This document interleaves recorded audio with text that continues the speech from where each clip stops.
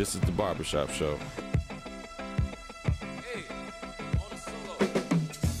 Live from Carter's Barbershop, 3622 West Cermak in Chicago's North Lawndale neighborhood, with your host, WBEZ's Richard Steele, brought to you every Friday by the Chicago Reporter.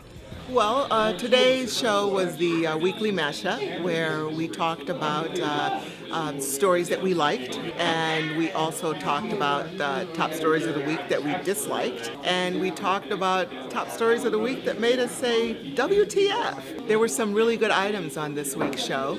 Among the stories that people liked, Richard Steele and I both chose the University of Chicago Crime Lab study of a summer jobs program the city held last year, which found a 51% drop in violence involvement among kids who were offered jobs and counseling.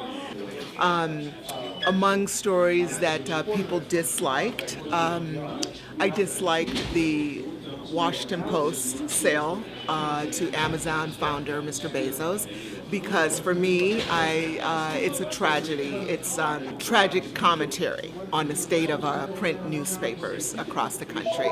And so it's kind of like, yeah, we know the reality, but when the crown prince, like Washington Post, gets sold, it's a real wake-up call. And then among the stories that the one I felt WTF about was one where two gentlemen from Chicago, including Mr. Prince Ben Asiel Israel, and another gentleman, were indicted this week for lobbying Congress and attempting to lobby the president to reverse sanctions against Zimbabwe.